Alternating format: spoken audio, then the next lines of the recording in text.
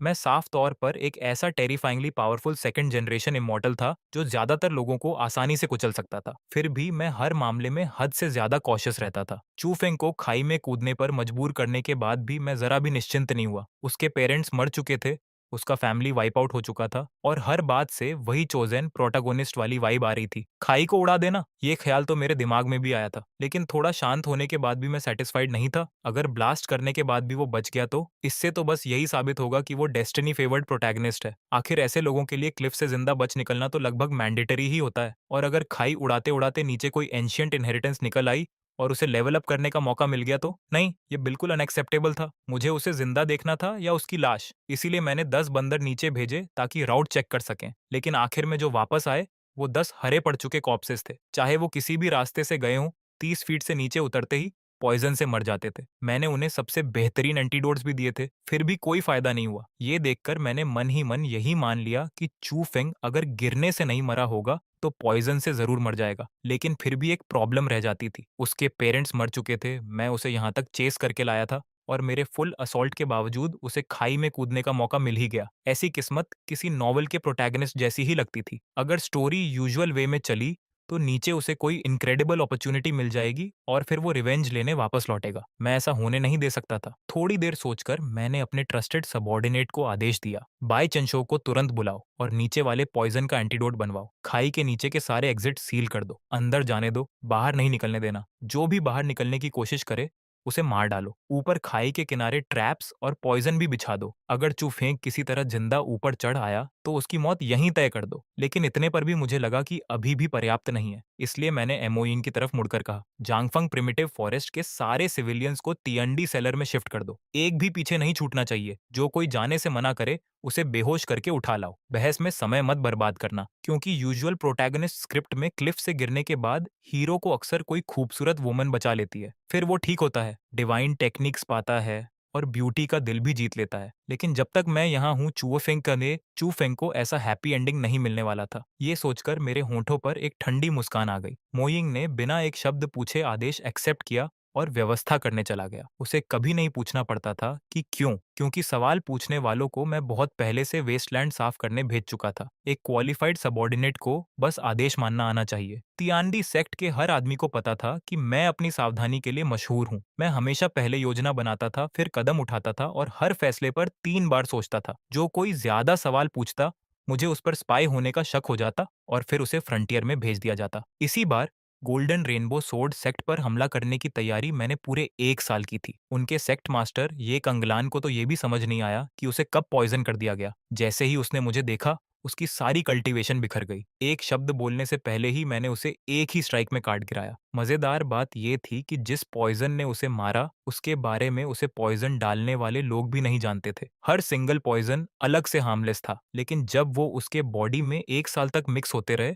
और मेरे साथ मौजूद एक स्पेशल फ्रेग्रेंस से रिएक्ट हुए तो वो बेहद घातक टॉक्सिन बन गए। वो मिरेक्युलस पॉइजन मेरे अच्छे दोस्त बाई क्विंशो ने तैयार किया था। सब कुछ सेट करने के बाद मैं गोल्डन रेनबो स्वॉर्ड सेक्ट पहुंचा। मेरे सबोर्डिनेट्स बैटलफील्ड को बड़ी ऑर्डरली तरह से साफ कर रहे थे। लाशें भी एकदम नीटली लाइन में रखी जा चुकी थीं, लेकिन चारों तरफ देखकर मेरा मूड तुरंत खराब हो गया। पास ही महिलाओं का एक ग्रुप था। कोई बस खाली आंखों से सामने देख रही थी, कोई बेकाबू होकर रो रही थी और कोई बेवजह हंस रही थी। मैं एक्सप्रेशनलेस होकर वहां गया। उस एरिया का स्क्वाड लीडर मेरा चेहरा देखकर तुरंत दौड़कर आया। कल्ट लीडर, ये महिलाएं गोल्डन रेनबो सोर्ड सेक्ट की डंजन से बचाई गई हैं। इनकी इमोशंस बहुत अनस्टेबल हैं और कुछ तो मेंटली कंफ्यूज्ड भी लग रही हैं। इसीलिए हम इन्हें प्रॉपर लाइन में नहीं खड़ा कर पाए। मैंने उसे घूरकर डांटा, तुम मूर्ख हो क्या?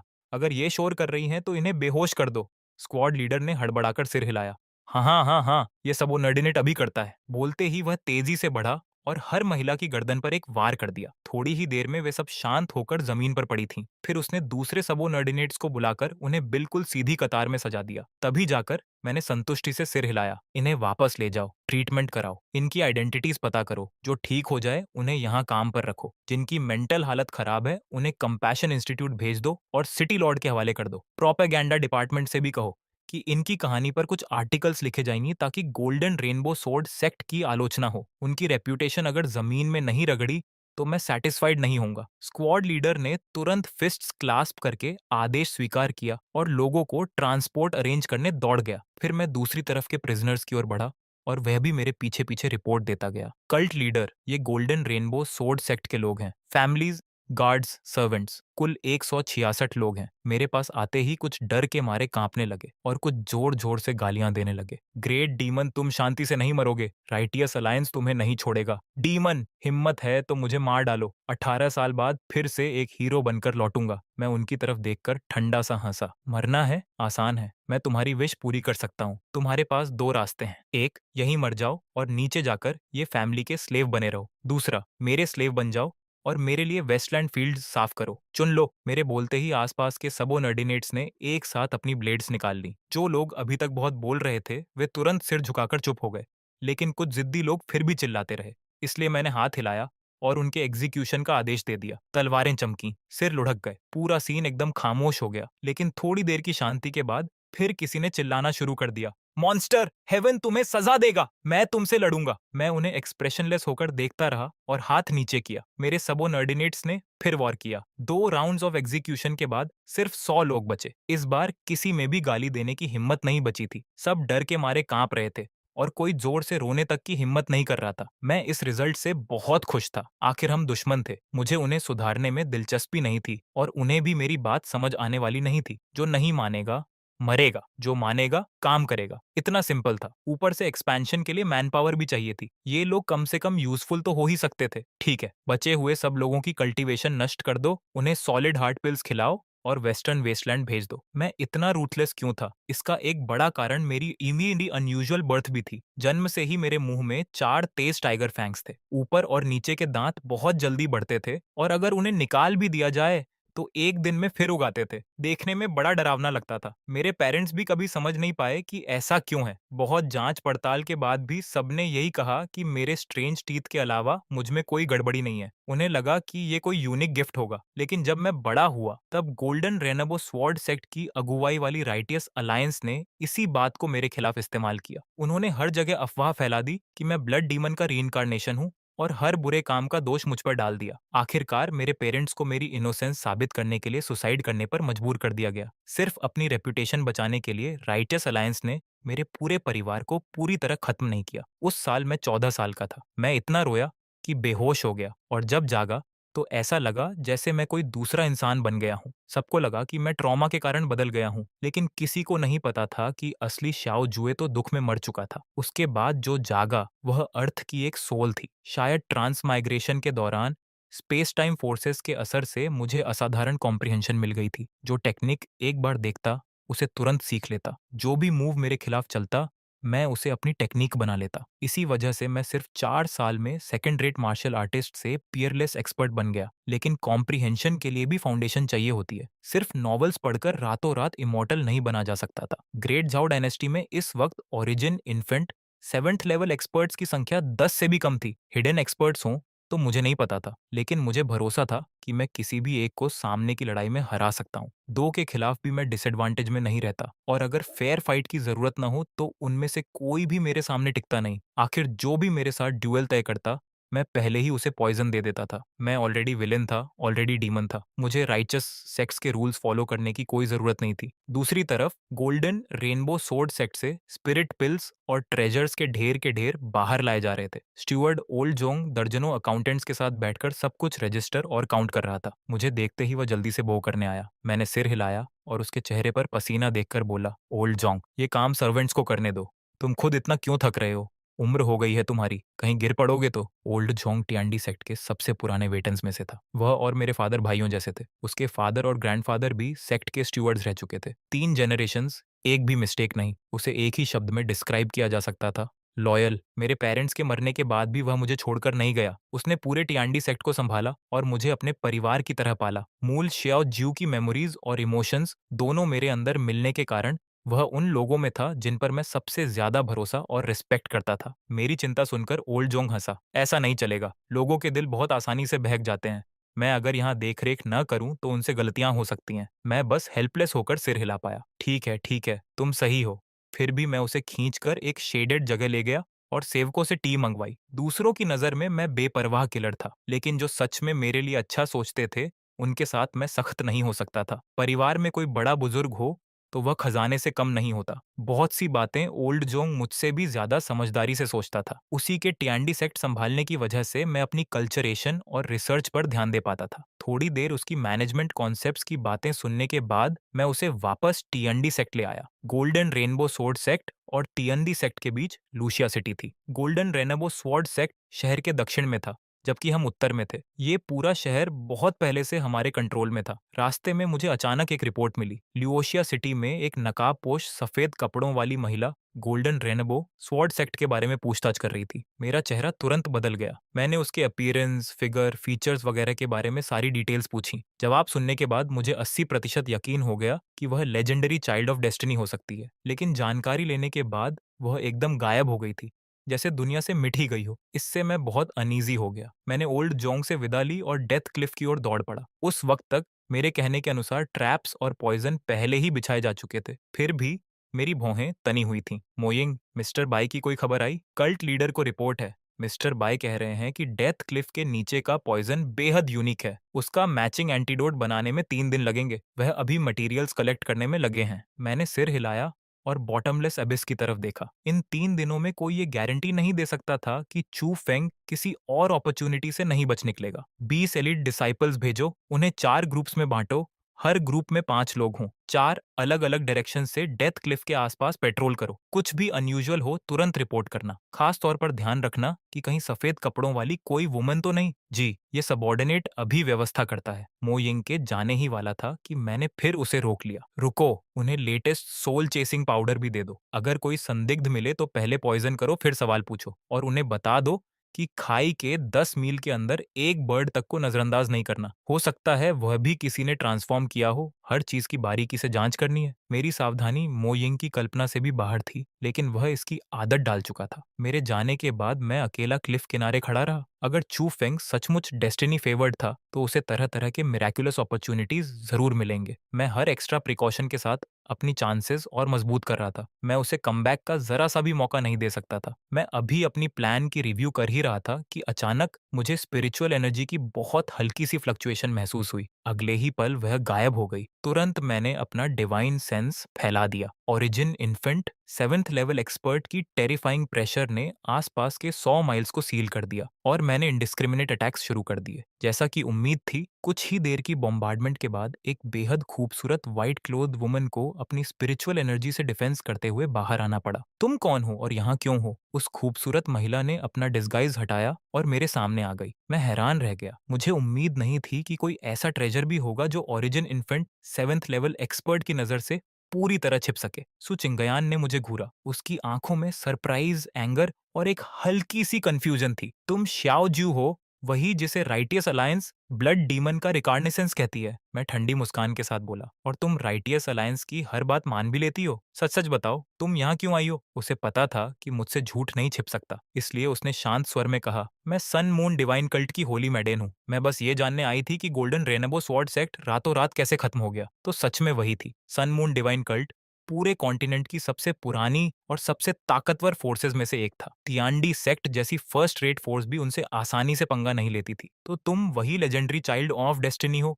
बहुत सुना है तुम्हारे बारे में। बताओ होली मैडेन, क्या तुम चू फेंग को बचाने आई हो? सु चिंगयान का चेहरा तुरंत बदल गया। बकवास मत करो, मैं उससे सिर्फ एक बार मिली हूँ। मैं डेथ क्लिफ के पास आई थी और तुम्हारे लोगों को तैयारी करते देखा। मुझे क्यूरियोसिटी हुई, इसलिए मैं इन्वेस्टिगेट करने आई थी। उसकी आवाज शांत लग रही थी, लेकिन मैं उसके भीतर की घबराहट महसूस कर सकता था। अगर उसके सेक्टी को पता चलता कि वह एक यूजलेस मैन को बचाना चाहती है, तो वे न सिर्फ असहमत होते, बल्कि शायद चू फेंग को ही नुकसान पहुंचा देते। फिर उसने पूछा, लेकिन मैं एक बात जानना चाहती हूँ, तुमने गोल्डन रेनबो सोर्ड सेक्ट को क्यों नष्ट किया? उन्होंने तुम्हारे साथ ऐसा क्या किया? मैंने नाक से हवा छोड़ी। ये कैंगलन और राइचस अलायंस ने मुझ पर कीचड़ तो उछाला, मेरे पेरेंट्स को मरने पर मजबूर किया। इसका जवाब तो बनता है। उसे खत्म करना सिर्फ अलायंस को वार्निंग देना था। सू चिंगयन कुछ देर चुप रही। भले ही ये कांगलन गलत था, लेकिन तुम्हें इतने सारे इनोसेंट लोगों को नहीं घसीटना चाहिए था। गोल्डन रेनबो सोर्ड सेक्ट में अभी भी डिसाइपल्स और फैमिलीज थीं। उन्होंने क्या अपराध किया था? इनोसेंट?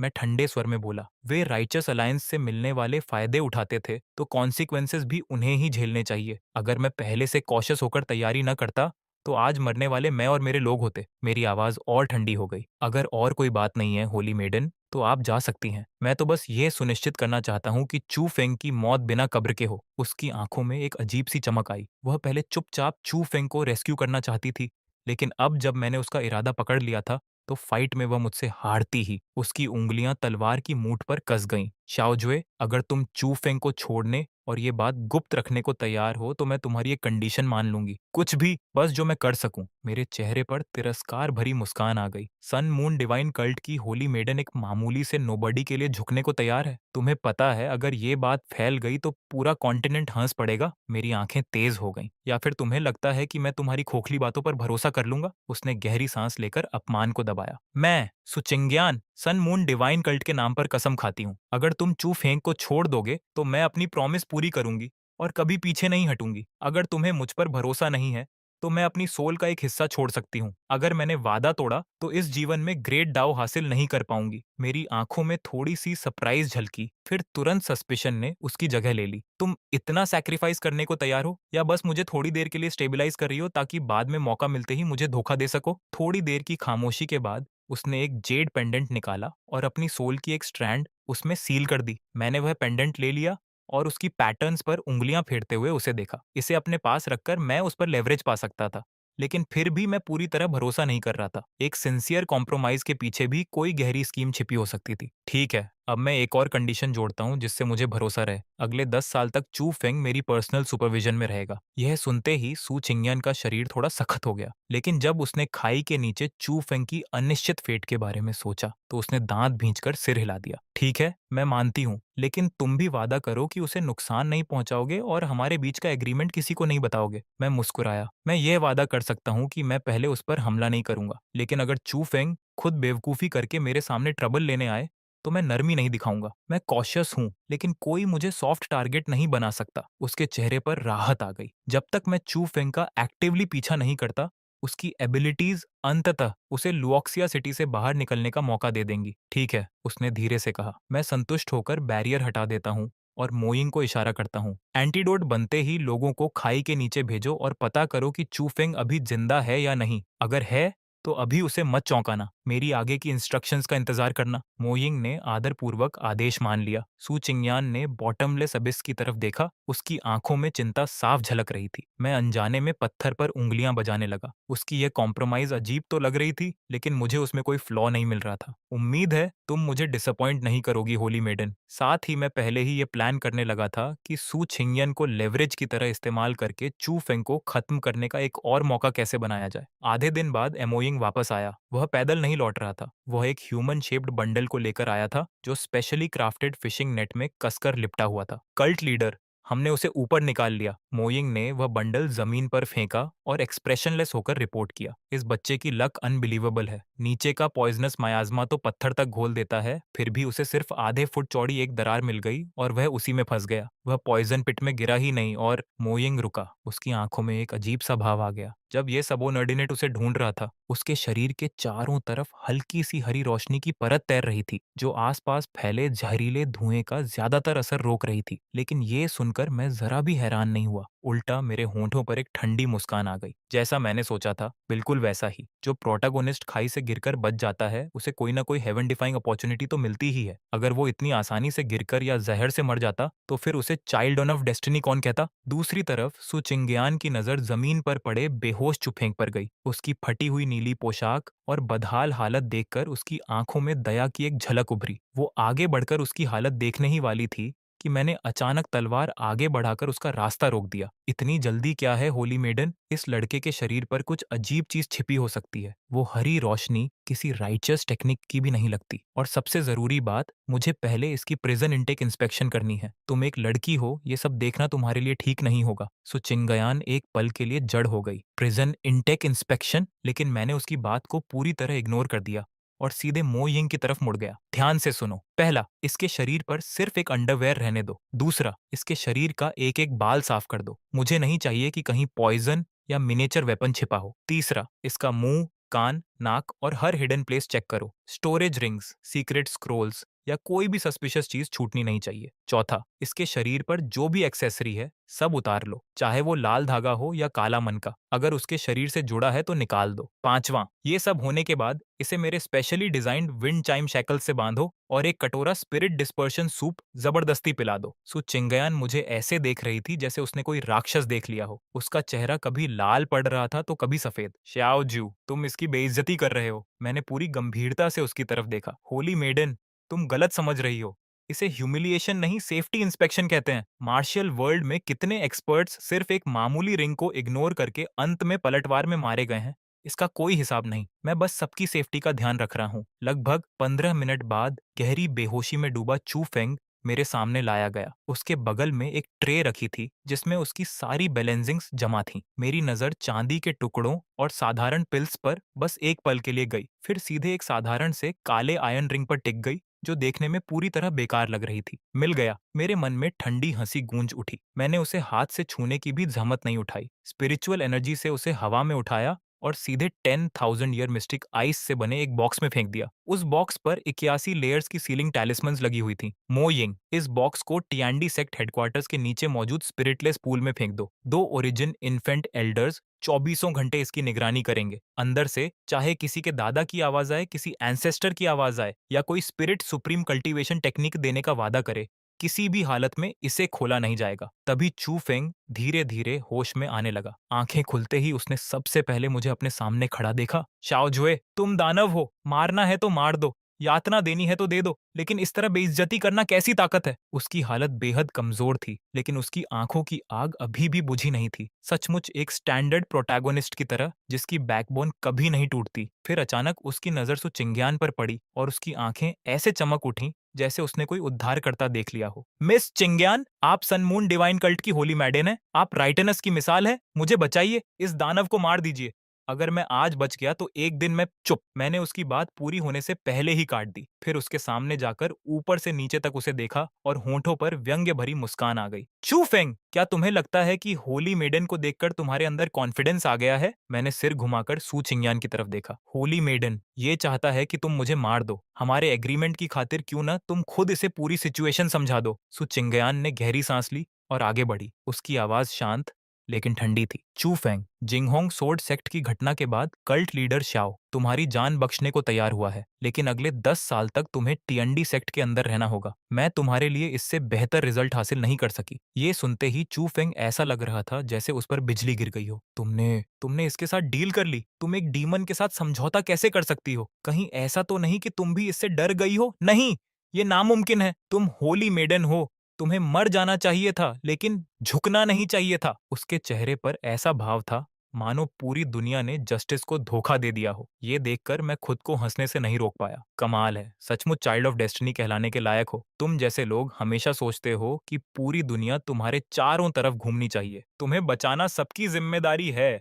और अगर कोई ऐसा न करे तो वो तुम्हारा गद्दार है। मैंने हल्के से उसके चेहरे पर थपकी दी। सपने देखना बंद करो बच्चे। तुम्हारी रिंग पहले ही जब्त की जा चुकी है। तुम्हारी कल्चरेशन सील कर दी गई है। तुम्हारे स्पिरिचुअल चैनल्स बंद हैं। अभी तो कोई साधारण इंसान भी तुम्हें मार सकता है। फिर मैंने हाथ हिलाया, इसे ले जाओ। इसके बाद मैं मो यिंग की तरफ मुड़ा और वो आदेश दिया जिसे मैं डेस्टिनी फेवर्ड प्रोटैगनिस्ट्स के खिलाफ अपनी अल्टीमेट वेपन मानता था। Anti protagonist imprisonment method. मो यिंग, इसे ट्रैंक्विलिटी प्रिजन में बंद करो और इन आयरन रूल्स को याद रखना। पहला, इसकी निगरानी करने वाले सारे गार्ड्स गूंगे और अनपढ़ होने चाहिए। मैं कोई ऐसी कहानी नहीं सुनना चाहता जिसमें प्रोटैगोनिस्ट अपनी बातों से गार्ड्स को कन्विंस कर ले। दूसरा, सारे गार्ड्स पुरुष होने चाहिए और बेहतर होगा कि उन्हें किसी में भी कोई रोमांटिक इंटरेस्ट न हो। मैं किसी फीमेल जेलर के प्रिजनर से प्यार करने वाला घटिया प्लॉट बिल्कुल नहीं चाहता। तीसरा, इसे सिर्फ लिक्विड फूड दिया जाएगा, बस इतना कि ये जिंदा रहे। मैं चाहता हूं कि ये हमेशा भूखा रहे और भागने की सोचने लायक ताकत भी न बची हो। चौथा,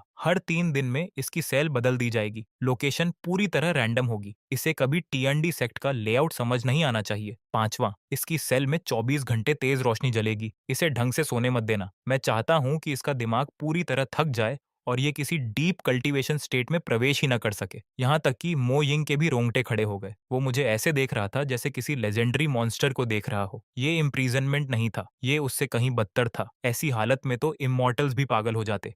इसे ले जाओ। जैसे ही चू फेंग को घसीट कर ले जाया गया, उसकी गुस्से भरी आवाज धीरे धीरे दूर होती चली गई। सू चिंगयान वहीं खड़ी मेरी सारी तैयारियां देख रही थी। उसके दिल में धीरे धीरे ठंडक उतरती जा रही थी। उसने अपनी पूरी जिंदगी में कभी इतना कॉशियस, इतना कैलकुलेटिंग और ह्यूमन नेचर को इतनी गहराई से समझने वाला विलेन नहीं देखा था। पहली बार उसे लगा कि 10 साल के लिए हॉस्टेज बनने का फैसला शायद किसी अथाह खाई में कदम रखने जैसा था। क्या हुआ होली मेडन?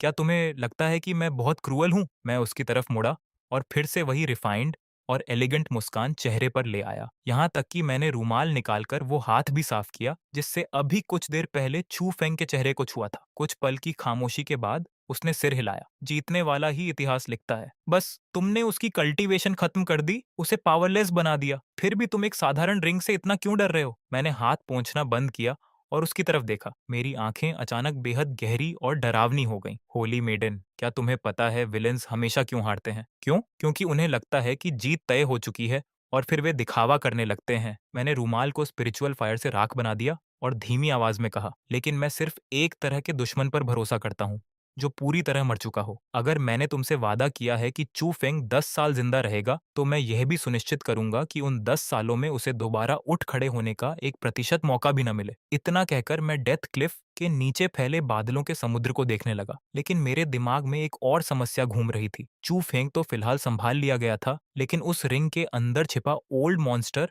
अभी भी बाकी था। साधारण सील्स उसे ज्यादा समय तक नहीं रोक पाएंगी और चूंकि मैं एक ट्रांसमाइग्रेटर था, शायद अब थोड़ा साइंटिफिक अप्रोच अपनाने का समय आ गया था। मोइंग, कुछ क्राफ्ट्समैन ढूंढो, एक विशाल आयरन कंटेनर बनवाओ, उसे मरकरी और मोल्टेन लीड से भर दो, फिर रिंग वाले बॉक्स को उसके अंदर सील करके सबसे गहरे सेसपिट में फेंक दो और 49 दिनों तक वहीं दबाकर रखो। समझ गया। सू चिंगयान का पूरी तरह स्पीचलेस चेहरा देखकर मैं हल्का सा मुस्कुराया। मेरे दो खास टाइगर फैंग्स साफ दिखाई दे रहे थे। होली मैडन, टियांडी सेक्ट में तुम्हारा स्वागत है। उम्मीद है अगले 10 साल हमारी कोऑपरेशन अच्छी रहेगी। ओह, और एक बात, मैंने मुस्कुराते हुए कहा, ताकि तुम बोर ना हो जाओ और कोई सीक्रेट स्कीम भी ना कर सको। आज से तुम मेरी पर्सनल मेड बनोगी। सू चिंगयान की खूबसूरत आंखें पूरी तरह फैल गईं। तुमने अभी क्या कहा? मैं हंस पड़ा। इतना शॉक्ड मत हो, मैं बहुत कॉशियस इंसान हूँ, याद है? मैंने अपनी कनपटी की तरफ इशारा किया। तुम मेरे पास रहोगी तो तुम्हारी हर हरकत पर नजर रखना आसान होगा। अगर तुम चू फेंग तक कोई मैसेज पहुंचाने की कोशिश करोगी या मुझे असैसिनेट करने का सोचोगी, तो मैं तुम्हें उसी वक्त बेहोश करके उठा ले जाऊंगा। समय तेजी से बीता और देखते ही देखते पूरा 1 महीना गुजर गया। ट्रैंक्विलिटी कोर्टयार्ड में मौजूद सेक्ट मास्टर के स्टडी रूम के अंदर मैं आराम से 1000 ईयर ब्लड सिल्कवर्म सिल्क से बने शानदार काउच पर लेटा हुआ था। देखते ही देखते पूरा 1 महीना गुजर गया। ट्रैंक्विलिटी कोर्टयार्ड में मौजूद मेरे स्टडी रूम के अंदर मैं आराम से 1000 ईयर ब्लड सिल्कवर्म सिल्क से बने शानदार काउच पर लेटा हुआ था। वहीं सन मून डिवाइन कल्ट की होली मेडन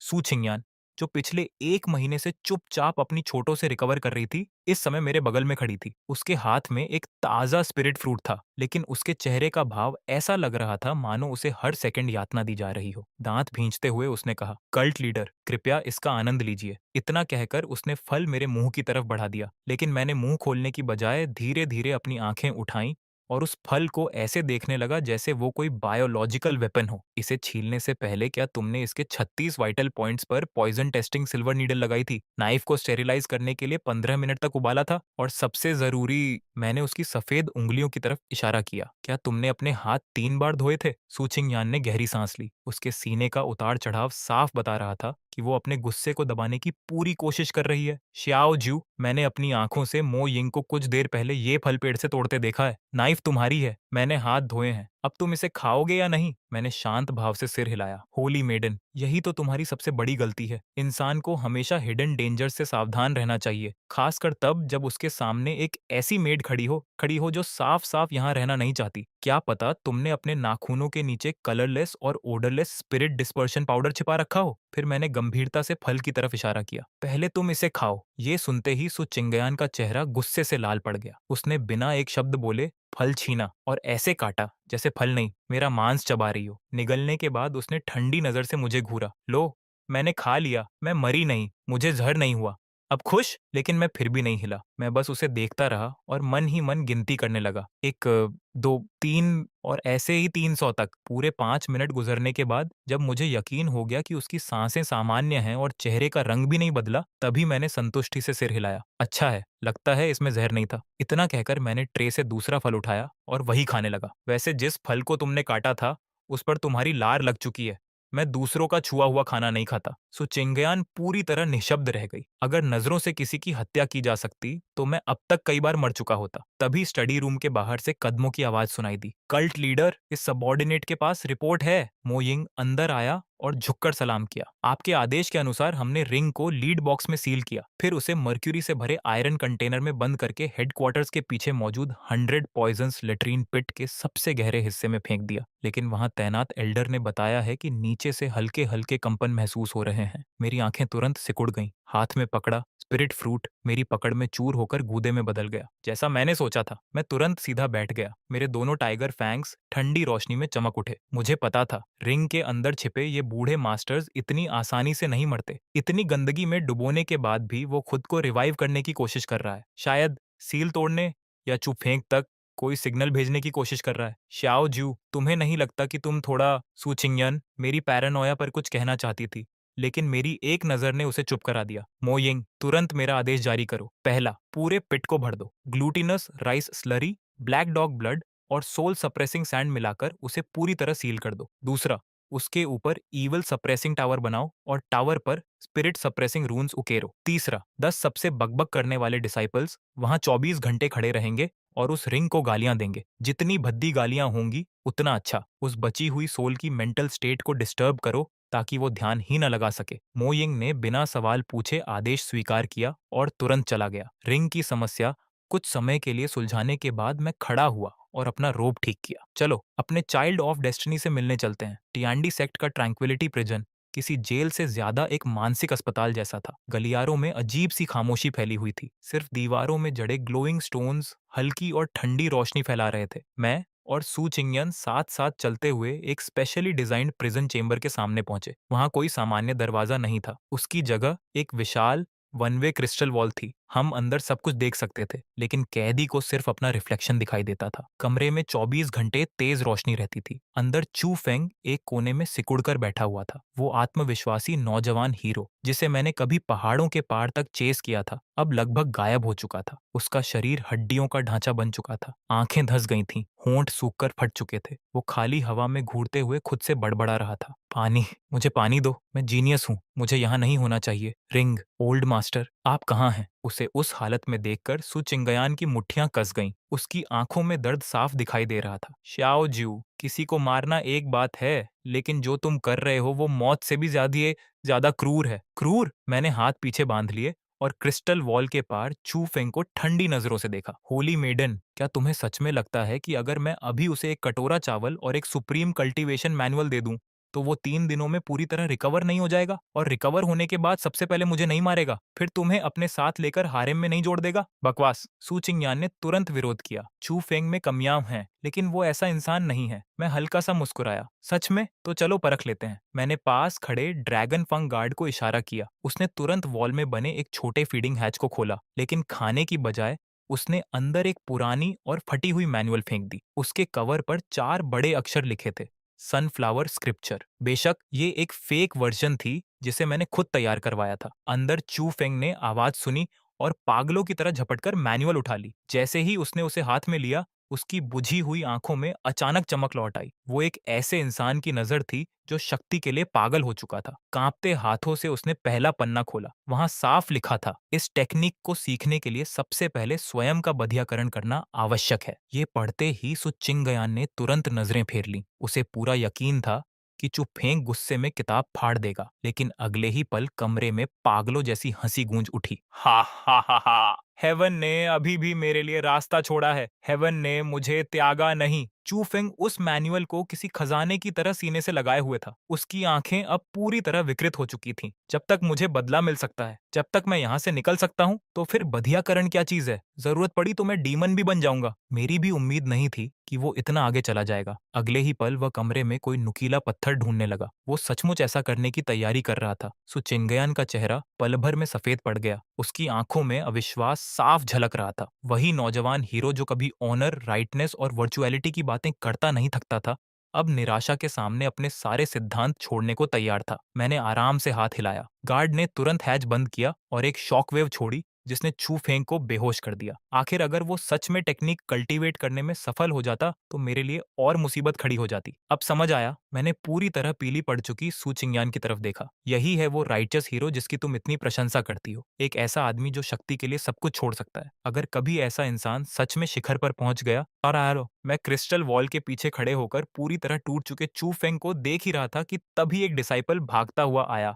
और झुककर बोला, कल्ट लीडर, राइचस अलायंस के लोग आ गए हैं। मेरी भौं हल्की सी उठी। इतनी जल्दी? इस बार कौन सा महान हीरो अपनी जान देने आया है? डिसाइपल ने घबराकर लार निकली। वो एज्योर क्लाउड सेक्ट का चीफ डिसाइपल लिंग यी है, वही जिसे लिटिल सोर्ड इमॉर्टल कहा जाता है। वो मिरियड पीपल्स अम्ब्रेला लेकर आया है और आसपास के 1 दर्जन से ज्यादा सेक्ट्स को भी साथ ले आया है। इस समय वो तियंदी सेक्ट के गेट के बाहर खड़े होकर मांग कर रहे हैं कि आप सबको रिहा करें, अपनी कल्टीवेशन खुद नष्ट करें और राइचस अलायंस के पास जाकर सजा स्वीकार करें। जैसे ही सू चिंगयान ने लिंगी का नाम सुना, उसने अचानक सिर उठा लिया। उसकी आंखों में एक जटिल भावना चमक उठी। लिंगी, चुफेंग का स्वर्ण ब्रदर। उसकी टैलेंट तो चुफेंग से भी ज्यादा थी और पिछली जनरेशन के जीनियस लिस्ट में वो पहले स्थान पर था। लेकिन ये खबर सुनकर मैं जरा भी घबराया नहीं। उल्टा मैंने अपनी ठुड्डी सहलाई और मेरे दोनों टाइगर फैंग्स दिखाई देने लगे। वाह! बड़ा भाई छोटे भाई का बदला लेने आ गया। बिल्कुल वैसे ही जैसे एक गोड बेबी के बाद दूसरा गोड बेबी आता है। फिर मैंने मोइंग की तरफ देखा। मेरा आदेश जारी करो। पहला, माउंटेन प्रोटेक्शन फॉर्मेशन को हरासमेंट मोड पर डाल दो। उन्हें अभी मत मारना, पहले बाहर भटकने दो और थका दो। दूसरा, गोल्डन रेनबो सोर्ड सेक्ट से मिले सारे लेटर्स और अकाउंट बुक्स की हजारों कॉपीज छापो। उन्हें पहाड़ की चोटी से नीचे फेंको। उन सेल्फ प्रोक्लेम्ड राइचस सेक्ट्स को भी पता चलना चाहिए कि वो आखिर किस तरह के लोगों का समर्थन कर रहे हैं। तीसरा, मैं धीरे धीरे सू चिंगयान के सामने पहुंचा और हल्के से उसकी ठुड्डी ऊपर उठा दी। होली मेडेन, तुम्हारा एक पुराना परिचित आया है। अब तुम्हारे मंच पर आने का समय है। थोड़ी देर में तुम सिटी वॉल पर खड़ी होकर खुद लिटिल सोर्ड इमॉर्टल से कहोगी कि तुम यहाँ बहुत खुश हो। सू चिंगयान ने मुझे घूरा। सपने देखते रहो। मैं कभी भी तुम्हारी मदद करके अपने फेलो राइचस कल्टीवेटर्स को धोखा नहीं दूंगी। मैं उसके और करीब गया और उसके कान के पास फुसफुसाया। धोखा? कितना कठोर शब्द है। अगर तुमने सहयोग नहीं किया तो मैं चू फेंग के उस रिकॉर्डिंग को पूरे कॉन्टिनेंट में प्रोजेक्शन स्टोन्स के जरिए ब्रॉडकास्ट कर दूंगा,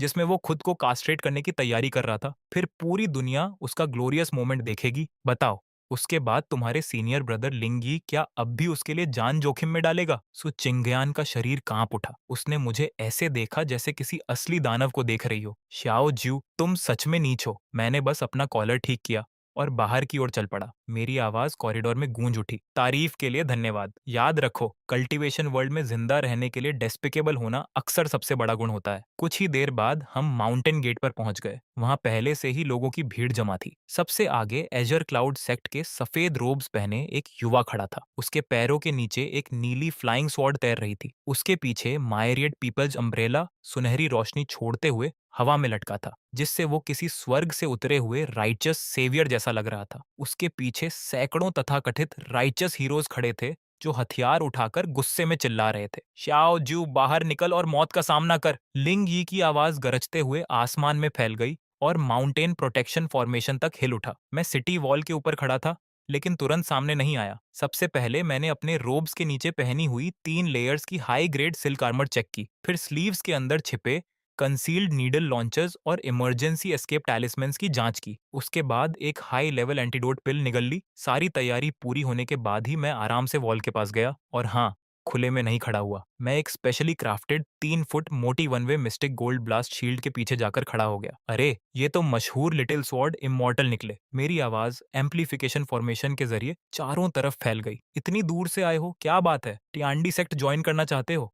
हमें खेत जोतने के लिए लोगों की जरूरत है। हालांकि तुम्हारी नाजुक चमड़ी देखकर नहीं लगता कि तुम एक कुदाल भी उठा पाओगे। मुझे शील्ड के पीछे छिपा देखकर लिंगी की आंखों में तिरस्कार चमका। श्याओ जू, हम एक ही जनरेशन के हैं, लेकिन तुम कछुए से भी ज्यादा कचेदे से भी ज्यादा कावर्ड निकले। समय बर्बाद करना बंद करो और तुरंत चू फेंक और होली मेडेंसू को रिहा करो, नहीं तो आज मैं टियांदी सेक्ट को मिट्टी में मिला दूंगा। मिट्टी में मिला दोगे? मैं हंस पड़ा। इन लोगों के झुंड और उस टूटी फूटी छतरी के भरोसे लिंगी का चेहरा काला पड़ गया। ये मायरियड पीपल्स अम्ब्रेला है। इसमें उन असंख्य पीड़ितों की इच्छाएं हैं जिन्हें तुम्हारे अत्याचारों ने नुकसान पहुंचाया। राइटियस हमेशा लोगों का समर्थन पाते हैं, जबकि ईविल हमेशा अकेला होता है। बस बस बस, मैंने हाथ उठाकर उसकी बात बीच में ही काट दी। फिर बगल में खड़ी सु छिंगयान की तरफ देखा। होली मेडन, अब तुम्हारी बारी है। याद है ना मैंने क्या कहा था? अगर तुम्हारा परफॉर्मेंस मुझे पसंद नहीं आया तो आज रात पूरा कॉन्टिनेंट चू फेंग का हीरोइक सेल्फ कास्ट्रेशन देखेगा। सु चिंगयान का शरीर एकदम सख्त हो गया। उसकी आंखों में अपमान और संघर्ष साफ दिखाई दे रहा था। लेकिन जब उसे याद आया कि चू फेंग किस हालत में पहुंच चुका है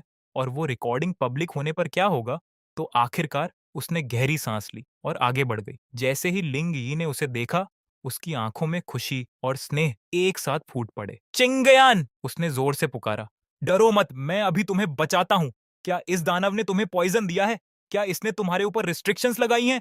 बस मुझे बताओ। नीचे खड़े राइटियस कल्टीवेटर भी तुरंत चिल्लाने लगे। होली मैडेन, चिंता मत कीजिए। जरूरत पड़ी तो जान देकर भी आपको बचाएंगे। लेकिन अगले ही पल सू छिंगयन के मुंह से निकले शब्दों ने पूरे बैटलफील्ड को खामोश कर दिया। सीनियर ब्रदर लिंग, आप सब लोग वापस चले जाइए। उसकी ठंडी आवाज पहाड़ों में गूंज गई। मैं तियांडी सेक्ट में अपनी इच्छा से रह रही हूँ। क्या? लिंग यी लगभग अपनी फ्लाइंग सोर्ड से गिर पड़ा। ऐसा लग रहा था मानो उस पर बिजली गिर गई हो। अपनी इच्छा से? चिंगयन, तुम क्या बकवास कर रही हो? इस दानव ने हजारों लोगों को मारा है, गोल्डन रेनबो सोर्ड सेक्ट को नष्ट कर दिया। तुम ऐसा कैसे कह सकती हो? सू छिंगयन ने आंखें बंद कर ली और दांत भींचते हुए पहले से तैयार एक्सप्लेनेशन सुनाने लगी। गोल्डन रेनबो सोर्ड सेक्ट वैसा नहीं था जैसा तुम सोचते हो। ये फैमिली गुप्त रूप से ईविल कल्टीवेटर्स के साथ मिलकर काम कर रही थी और फीमेल कल्टीवेटर्स के खिलाफ अनगिनत अपराध कर चुकी थी। कल्ट लीडर शाओ अंधाधुंध हत्या करने वाला व्यक्ति नहीं है। मैं यहाँ सच की जांच करने के लिए रुकी हूँ।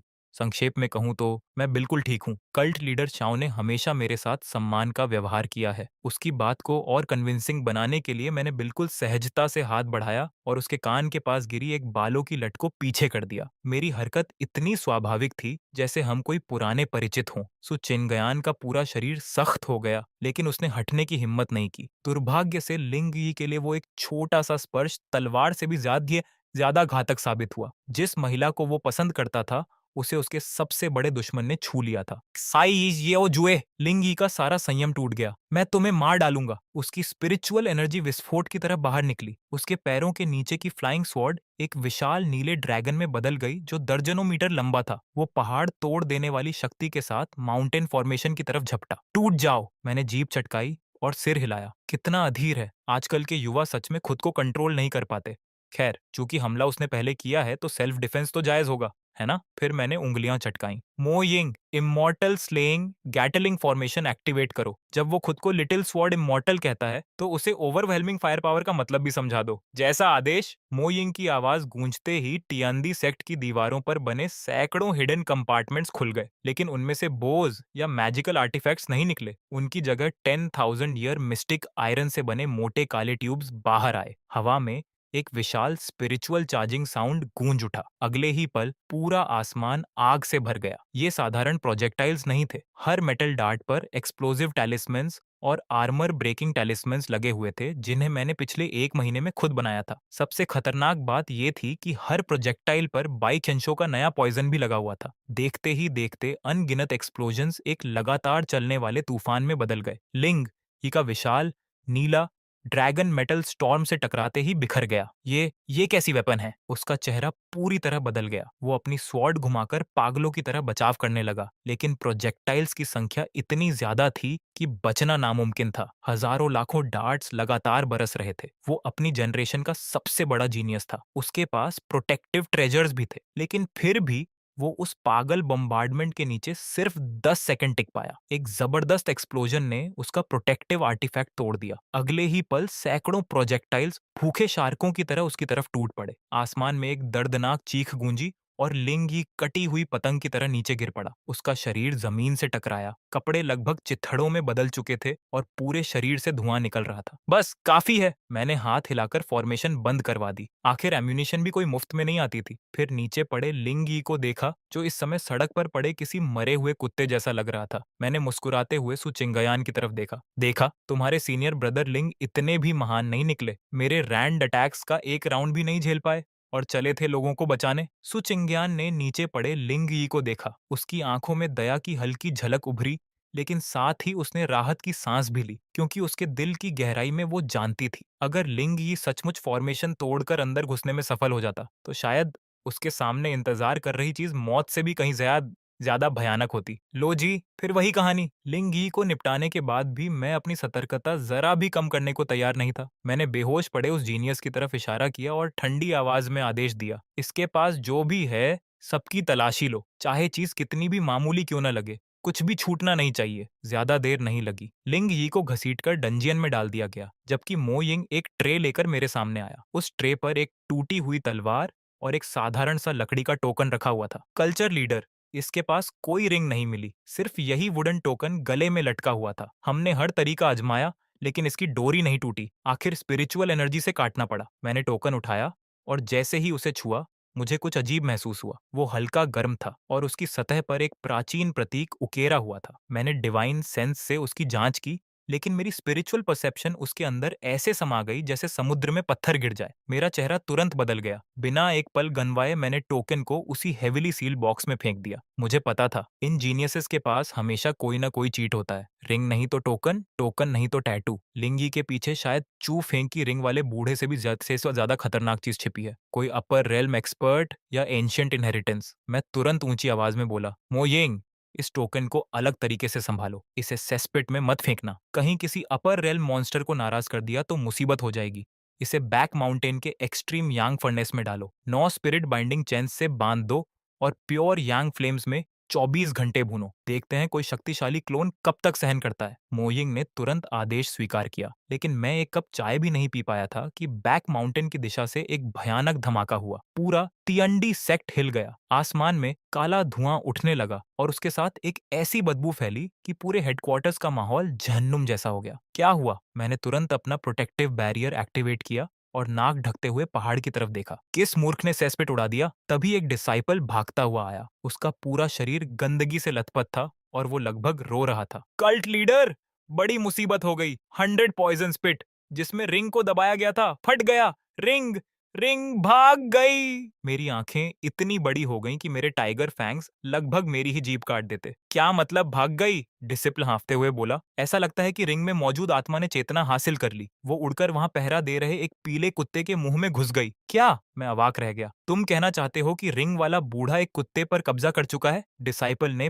पागलों की तरह सिर हिलाया। हाँ, जैसे ही कुत्ते ने रिंग निगली, उसकी आंखों से सुनहरी रोशनी निकलने लगी। फिर वो इंसानों की भाषा में बोलने लगा, 30 साल का अपमान मुझे रोक नहीं सकता। अब मैं डॉग दाव की साधना करूंगा और तुम्हारे पूरे सेक्ट को नष्ट कर दूंगा। इतना कहकर वो किसी अजीब मूवमेंट टेक्निक का इस्तेमाल करके बिजली की तरह भाग गया। कुछ पल के लिए पूरा हॉल खामोश हो गया। यहाँ तक कि सू चिंगयान के होंठ भी फड़कने लगे, क्योंकि वो हंसी रोकने की कोशिश कर रही थी। कल्टीवेशन वर्ल्ड में बहुत अजीब चीजें होती थीं, लेकिन एक लेजेंडरी रिंग ग्रैंडपा का इमॉर्टल कल्टीवेशन डॉग बन जाना, ये कुछ ज्यादा ही अबसर्ड था। दूसरी तरफ मेरा चेहरा कोयले से भी काला हो चुका था। धत्त तेरे की, मैंने हर चीज की गणना की थी, लेकिन ये नहीं सोचा था कि वो बेशर्म बूढ़ा अपनी इज्जत छोड़कर एक कुत्ते पर कब्जा कर लेगा। मैंने गहरी सांस ली, लेकिन जितना सोचता गया उतना मामला गंभीर लगता गया। ये बहुत बुरा हुआ।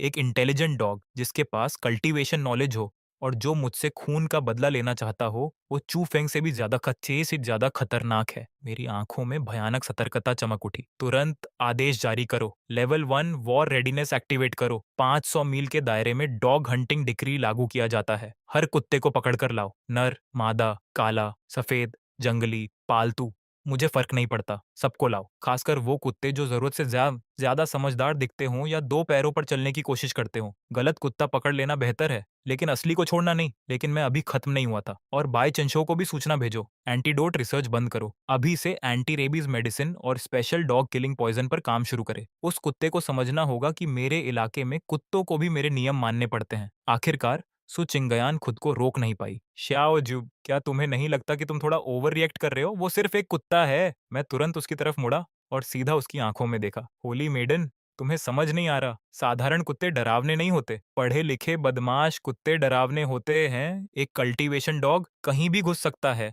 कहीं भी छिप सकता है, फॉलोअर्स इकट्ठा कर सकता है, केओस फैला सकता है और अंतहीन मुसीबतें खड़ी कर सकता है। ऐसे अनस्टेबल वेरिएबल को बड़ा होने से पहले खत्म करना जरूरी है। इतना कहकर मैं तलवार लेकर आसमान में उड़ गया। Old Jong, dog capture squad तैयार करो। अगर 500 मील के अंदर की एक एक इंच जमीन भी खोदनी पड़े, तब भी उस कुत्ते को ढूंढ निकालेंगे। अगले 3 दिन पूरे तियंडी सेक्ट के लिए किसी दुस्वप्न से कम नहीं थे। हर तरफ एक अजीब माहौल था जिसमें किलिंग इंटेंट, डिसइंफेक्टेंट और डॉग फूड की मिली जुली गंध फैली हुई थी। 500 मील के अंदर रहने वाले हर कुत्ते की जिंदगी नरक बन चुकी थी। जो जेल कभी अपराधियों के लिए इस्तेमाल होती थी, अब उसमें हजारों कुत्ते भरे हुए थे। Village dogs, hunting dogs, wolf dogs, huskies, यहाँ तक कि कुछ फॉक्सेस भी, जिन्हें दूर से देखने पर कुत्ता समझा जा सकता था, सबको पकड़कर पूछताछ के लिए लाया गया था। मैं अपने थ्रोन पर काले चेहरे के साथ बैठा हुआ था और ताज़ा रिपोर्ट सुन रहा था। कल्ट लीडर, पहले 500 कुत्तों की स्क्रीनिंग पूरी हो चुकी है। Roasted meat test, intimidation test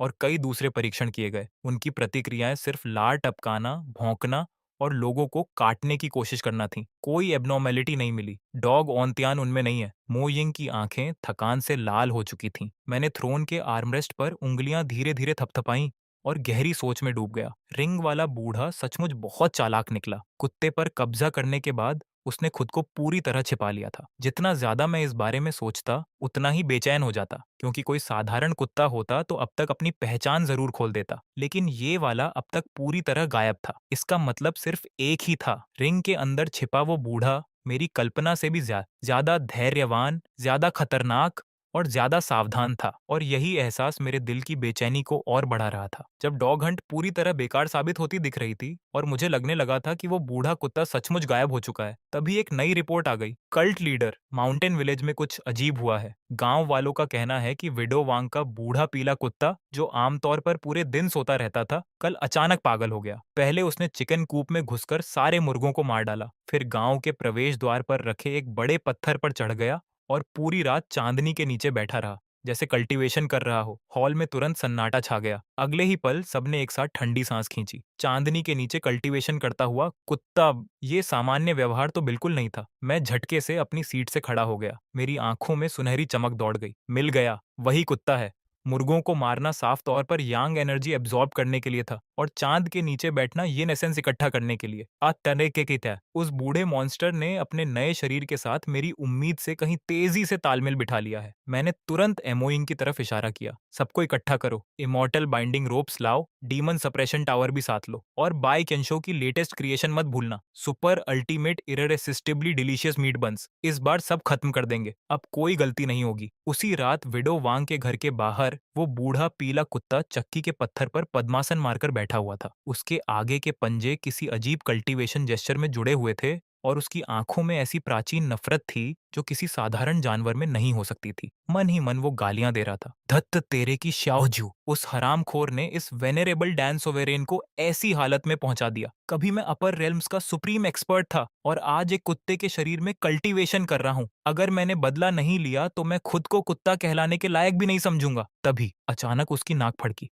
रात की हवा में एक स्वर्गीय सुगंध तैर रही थी, इतनी लाजवाब खुशबू की सीधे आत्मा तक पहुंच रही थी। प्रीमियम स्पिरिट, बीस्ट मीट और अनगिनत दुर्लभ मसालों की सुगंध हवा में घुली हुई थी। बूढ़े कुत्ते ने जोर से लार निगली। ये कैसी खुशबू है? उसके डैन सोवेरेन वाले अनुभव चिल्ला रहे थे कि यह निश्चित रूप से ट्रैप है, लेकिन दूसरी तरफ उसके कुत्ते वाले इंस्टिंक्ट्स उससे भी जोर से चिल्ला रहे थे, खा लो, अभी खा लो, तुरंत खा लो। वो अभी खुद से संघर्ष ही कर रहा था कि चारों तरफ की दीवारों पर सैकड़ों काली परछाइयां दिखाई देने लगीं। अगले ही पल आसमान से गर्मा गर्म मीट बंस की बारिश होने लगी। बूढ़ा कुत्ता घबरा गया। उसने तुरंत अपनी मूवमेंट टेक्निक एक्टिवेट करके भागने की कोशिश की, लेकिन उसके होश उड़ गए जब उसका शरीर उसकी बात मानने से ही इनकार कर गया। वो हवा में उछला, एक बन को परफेक्टली पकड़ लिया और पूरा का पूरा निगल गया। नहीं, ये मेरी इच्छा नहीं है, ये शरीर की इंस्टिंक्ट है। उसकी आत्मा अंदर से चीख रही थी, लेकिन अगले ही सेकंड एक भयानक सुन्नपन उसके पूरे शरीर में फैल गया, यहाँ तक कि उसकी आत्मा भी जमती हुई महसूस हुई। नीच,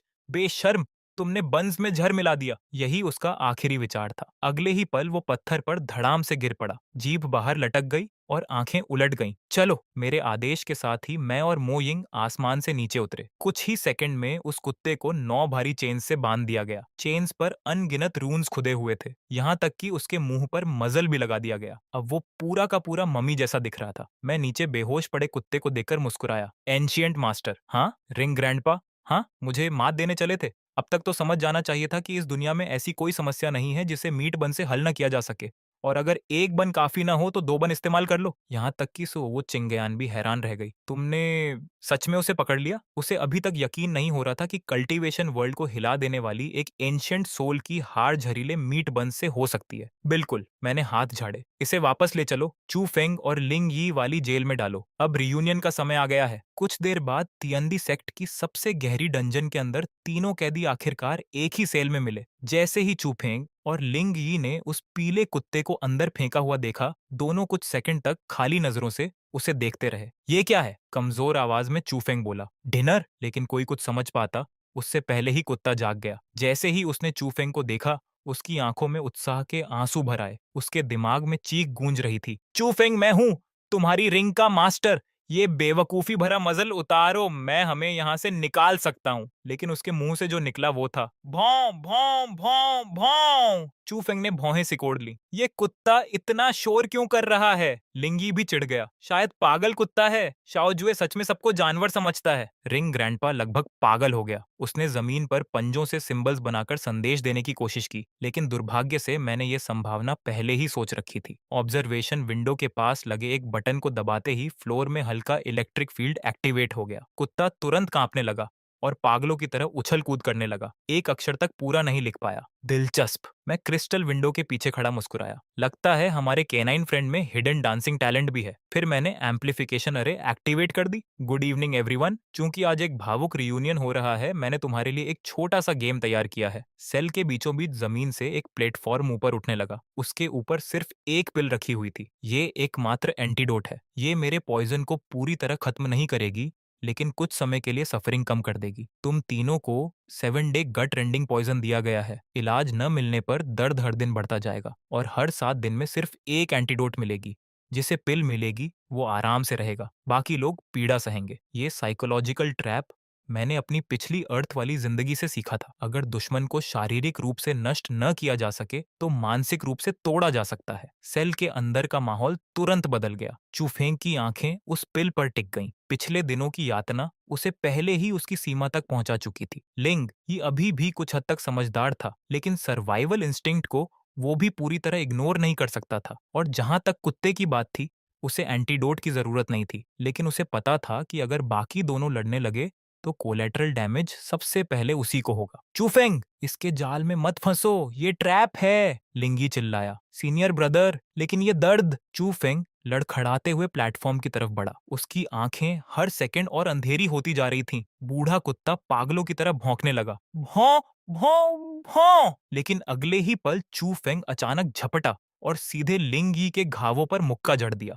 दोनों तुरंत एक दूसरे से लड़ने लगे। कुत्ता जान बचाने के लिए गोल गोल भागने लगा ताकि लड़ाई के बीच न फंस जाए। क्रिस्टल विंडो के पीछे खड़ी सु चिंग्यान का चेहरा पूरी तरह सफेद पड़ गया। शाओ ज्यू, तुमने मानव स्वभाव को उसकी सीमा तक धकेल दिया है। वो भय से देख रही थी कि जिन लोगों की वो कभी प्रशंसा करती थी, वही अब जंगली जानवरों की तरह एक दूसरे पर टूट पड़े थे। मैं आराम से बैठा और अपने लिए चाय का एक कप भर लिया। होली मेडन, यही असली दुनिया है। मुझे उंगली तक उठाने की जरूरत नहीं पड़ती। जब सर्वाइवल दांव पर हो तो इंसान खुद ही खुद को नष्ट कर लेता है। डेस्टिनी, टैलेंट, हीरोइक रेप्यूटेशन, डर के सामने इन सब की कोई कीमत नहीं होती। मैंने चाय की चुस्की ली और हल्की मुस्कान के साथ कहा, और ये तो बस शुरुआत है। आखिरकार वो so called child of destiny कभी दुनिया नहीं बदल पाया। इसके उलट ओल्ड झोंग और मेरी संयुक्त देखरेख में ग्रेट जो डायनेस्टी ने ऐसा स्वर्णिम युग देखा जैसा उसके इतिहास में पहले कभी नहीं आया था। मैंने बड़े बड़े सेक्ट्स द्वारा कल्टीवेशन रिसोर्सेज पर बनाए गए मोनोपोली को पूरी तरह खत्म कर दिया और पूरे राज्य में कल्टीवेशन एकेडमीज की स्थापना की। 9 ईयर मैंडेटरी कल्चरेशन एजुकेशन लागू की गई। अब किसी की किस्मत उसके जन्म से तय नहीं होती थी। चाहे कोई अमीर हो या गरीब, नोबल हो या कॉमनर, जब तक उसके अंदर टैलेंट था, उसे कल्टीवेशन सीखने का पूरा अधिकार मिलता था। मैंने laws of heaven and earth भी लागू किए, जिनके तहत कल्टीवेटर्स को साधारण लोगों की मनमानी हत्या करने से सख्ती से रोका गया। जो भी कानून तोड़ता, उसे बिना किसी अपवाद के दंड मिलता। मेरी कार्यशैली अब भी कठोर थी और मेरी सावधानी भी पहले जैसी ही थी। लेकिन धीरे धीरे लोगों को एक अजीब सच समझ आने लगा। जिस ग्रेट डीमन से वे कभी डरते थे, उसके शासन में उनकी जिंदगी उन मुस्कुराते हुए हाइपोक्रिट्स से कहीं बेहतर थी, जो कभी खुद को राइटियसनेस का प्रतीक बताते थे। 10 साल पलक झपकते ही बीत गए। तियांदी सेक्ट की सबसे ऊंची चोटी पर खड़ा मैं उन विशाल भूभागों को देख रहा था, जो अब पूरी तरह मेरे नियंत्रण में आ चुके थे। नीचे फैले पर्वत, नदियां, नगर और अनगिनत जीवन अब एक नए युग का हिस्सा बन चुके थे। तभी मेरे पीछे हल्के कदमों की आहट सुनाई दी। सुचिंगयान धीरे धीरे चलकर मेरे पास आ खड़ी हुई। पिछले 10 वर्षों में वह टियांडी सेक्ट की प्रसिद्ध वाइस कल्ट लीडर बन चुकी थी, जिसका सम्मान पूरे संसार में किया जाता था। कुछ देर तक वह चुपचाप खड़ी रही, फिर धीमी आवाज में बोली, 10 साल का समझौता खत्म हो चुका है। हमारे वादे के अनुसार अब मैं जा सकती हूँ। मैंने उसकी तरफ देखा। मेरे चेहरे पर हमेशा की तरह शांति थी। हाँ, तुम जा सकती हो। तुम्हारा सोल जेड तो मैंने कई साल पहले ही लौटा दिया था। अब तुम पूरी तरह स्वतंत्र हो। सुचिंगयान कुछ नहीं बोली। हवा उसके बालों को हल्के हल्के उड़ा रही थी, जबकि उसकी नजर दूर क्षितिज पर टिकी हुई थी। इन 10 वर्षों में उसने सब कुछ देखा था। उसने देखा था कि कैसे एक दुनिया द्वारा नफरत किया गया विलेन धीरे धीरे एक नए युग का निर्माता बन गया। उसने राइचियसनेस के झंडों के पीछे छिपा हुआ पाखंड भी देखा था। और सबसे महत्वपूर्ण बात, उसने समझ लिया था कि मेरी लगभग जुनूनी सावधानी के पीछे दुनिया के भविष्य के प्रति एक गहरी जिम्मेदारी छिपी हुई थी। लंबी खामोशी के बाद उसने धीरे से सिर उठाया और मेरी आंखों में देखा। फिर वह मुस्कुराई। वह मुस्कान इतनी सुंदर थी जैसे वसंत की धूप में जमी हुई बर्फ पिघल रही हो। दुनिया बहुत बड़ी है, उसने धीरे से कहा, लेकिन अब उसमें मेरे लिए कोई जगह नहीं बची। राइटियस फैक्शंस मुझे गद्दार मानती हैं, डिमोनिक फैक्शंस मुझे बाहरी समझती हैं। सिर्फ तुम्हारे साथ खड़े होकर ही मुझे लगता है कि ये दुनिया सच में वास्तविक है। इतना कहकर वह एक कदम आगे बढ़ी और मेरे बिल्कुल पास आकर खड़ी हो गई। हम दोनों साथ खड़े होकर क्षितिज के उस पार फैले बादलों के अनंत सागर को देखने लगे। कल्ट लीडर श्याओ, उसने हल्की मुस्कान के साथ कहा, तियांडी सेक्ट को अभी बहुत आगे बढ़ना है। कल्टीवेशन एकेडमीज को और फैलाना है, और तुम्हारा असेंशन प्रोजेक्ट तो अभी शुरू ही हुआ है। क्या तुम सच में ये सब अकेले संभाल सकते हो? इस बार मैं सचमुच चौंक गया, शायद बहुत वर्षों बाद पहली बार। फिर धीरे धीरे मेरे चेहरे पर एक मुस्कान उभर आई, एक सच्ची मुस्कान। सच कहूं तो शायद नहीं, मैंने हल्की हंसी के साथ कहा, तुम जानती हो मैं कितना सावधान हूँ। अगर मेरे साथ कोई ऐसा न हो जिस पर मैं पूरी तरह भरोसा कर सकूं, तो मुझे चैन की नींद तक नहीं आती। सुचिंगयान भी हंस पड़ी। उसकी हंसी में वो गर्माहट थी जो मैंने पहले कभी नहीं सुनी थी। तो फिर मुझे देखते रहने दो। उसकी आवाज बेहद कोमल थी। आखिर एक दिन ऐसा भी आ सकता है जब तुम गलती से आसमान में ही छेद कर दो। तब कोई तो होना चाहिए जो तुम पर नजर रख सके। पहाड़ की चोटी पर तेज हवा गूंजने लगी। हमारे पैरों के नीचे बादल किसी